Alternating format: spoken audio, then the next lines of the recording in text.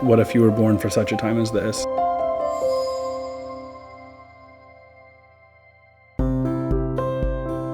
I think that we've learned that God ultimately has the best plan.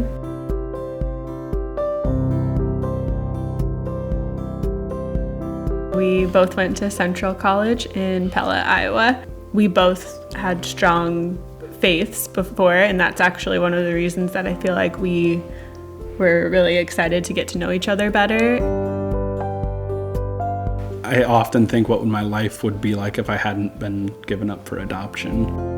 I've written a few letters to my birth mother, just like thanking her for how selfless that was and how I know that wasn't an easy decision. So if you're ever worried that you made the wrong decision, I promise you didn't. I love my life. I could never thank you enough for the sacrifice. And we always had adoption in the back of our head just because Adam was adopted. We thought that was really cool. We felt like it would be a really cool way to expand our own family and also honor like the choices of his parents and his birth mother.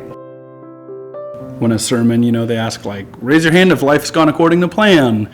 And like up to that point, it was like, yep, we both went to college, got married, we've had 4 years, we have a good job, like nothing negative has happened in our lives. So Zoe was born in July of 2019, and about a month after she was born, we found out that she had spinal muscular atrophy, which is a degenerative neuromuscular disease. Previously, it had not a very good outlook, but we were lucky to find out that there was treatment for it now. It's a purely genetic. I think 1 in 50 people are a carrier of this gene. Kait and I both happen to be 1 in 50. And then even then the math was there's a 25% chance that your children will have this disease. So Zoe unfortunately got 1 in 50 and 1 in 50. And then on top of that, she got the 25% pie. God has worked through Zoe, I think, to just be a blessing. And we always think of just a beautiful marriage of modern science and faith.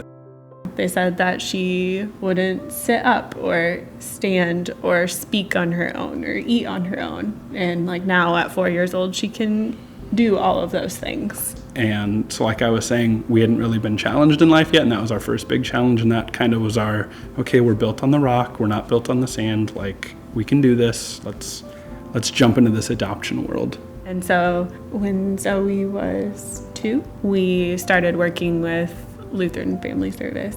We obviously believe that like every child is like meant to be and loved by God, and so bringing babies into Christian families just also helps with their eternal future, and just that bringing them up that way and having them be loved by Christian families I think is really important. It was hard to have some no's along the way, putting your book in and hoping to be considered and then ultimately not being chosen. We had several of those. Just looking back, we've always prayed for a strong baby boy. I had the opportunity to meet the birth mom and her mom before she had Oliver. She had wanted to meet us when she was making her decision, and then her and I actually met up one more time before Oliver was born, just because having more of a relationship with me was really important to her. And then when we got the call that he was born and that we could come to the hospital, and it was just a really beautiful moment. I think a lot about that and the beauty of adoption, how, it's something that's really hard for the birth mom and for her mom as well to do that, but then just how it blessed our family. And we have an open relationship with her, so we FaceTime with her once a month. They've come to our house 2 or 3 times, her and her mom. So we have a great relationship with their family. Our daughter Zoe, she's really enjoyed being a big sister. It's been really fun to see their bond grow and just how perfectly he fits into our family. I think for us, it was different having an open adoption, an open relationship, but really what we've learned is that it's just more people to love Ollie and be part of his life. Which we chose the name Oliver for peace, like the olive tree.